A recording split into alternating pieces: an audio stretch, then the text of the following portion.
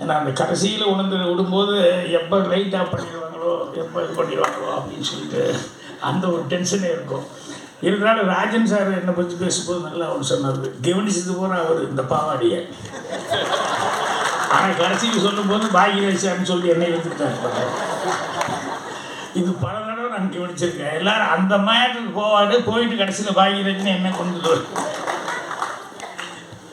So இந்த படத்தில் மணி அவர்களை பற்றி சொல்கிறதுக்கு மணியான ஒரே ஒரு விஷயம், நிறைய விஷயம் சொல்லலாம். இந்த யுகத்தில் சொல்லுவாங்க இல்லையா, இப்போ கலியுகத்தில் இருக்கோம், இதுக்கு முன்னால் 3 யுகம் அப்படின்னு சொல்லுவாங்க.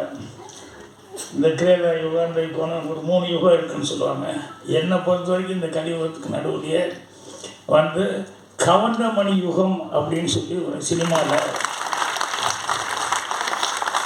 அந்த யுகத்தை யாருனாலையும் மறக்க முடியாது, தவிர்க்க முடியாது.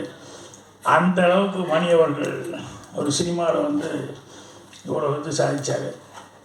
எனக்கு எல்லாமே அந்த 92 சீக்கிரம் உட்காந்துருக்கும்போது மணி மெல்ல வருவார், வந்து என்ன கொடுப்பாரு, என்ன ராஜன் ஒன்று வாங்க மணி உட்காந்து அப்படி பார்ப்பார். அங்கே வந்து இந்த ஜோசியம் பலன் உங்கள் எதிர்காலம் அப்படின்னு சொல்லிட்டு புக்கு இருக்குது. உடனே மணி எடுத்துட்டு, ராஜன் எனக்கு கொஞ்சம் பாருங்களேன் அப்படின்னு.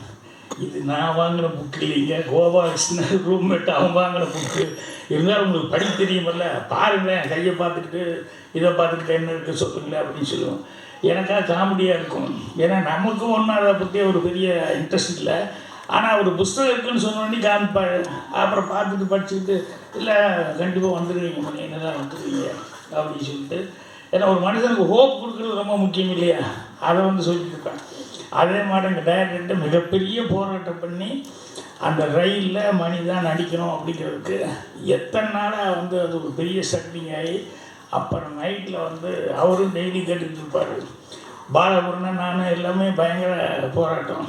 அதுக்கப்புறம் நைட்டு 12:30 மணிக்கு எங்கள் டைரக்டர் ஓகே சொன்னதுக்கப்புறம் 12:30 மணிக்கு வந்து எல்டாம்ஸ் வாசலில் அந்த படிக்கட்டில் உட்காந்துருக்காரு மணி, வெயிட்டிங் கணக்காக. என்ன ராஜன் என்னாச்சு, வாங்க அப்படின்னு சொல்லிட்டு, என்ன சொல்லுங்கள் வாங்க சொல்கிறேன் வாங்கன்னு அப்படியே ஆலயம் கோயிலுக்கு கூப்பிட்டு வந்து, அப்புறம் நானே கற்பூரமெல்லாம் வாங்கிட்டு வந்தேன்.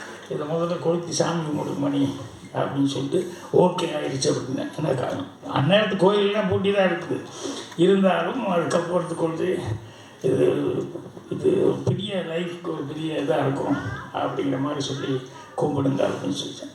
இதெல்லாம் இன்னும் அப்படியே மைண்ட் நின்றுருக்கு. அதே மாதிரி சுதாருக்கு ஒரு டைலாக் எழுதினேன். ஏன்னா வார்த்தையை ஒழுகணுமே அப்படின்னு சொல்லிட்டு அந்த ரயிலில் டைலாக் எழுதும்போது அப்படியே ரொம்ப யோசிச்சு, அது வந்து பழனியில் தான் ராத்திரியில் 12:30 மணிக்கு உட்காந்துட்டு அவன் ஹேர் கட் பண்ணிகிட்டே பாட்டு கட்டுற ஆள், ஹேர் கட் பண்ணிகிட்டே வந்து அவன் பாடணும் அப்படிங்கும்போது ரொம்ப யோசிச்சு நல்ல வார்த்தையாக இருக்கணும்னு சொல்லிட்டு, எல்லாருக்கும் நேரம் வரும் தெரிஞ்சுக்கோ, அது நல்லவருக்கே நிலைச்சிருக்கோ புரிஞ்சுக்கோ, கல்லாருக்கும் செல்வம் வரும் தெரிஞ்சுக்கோ, அதை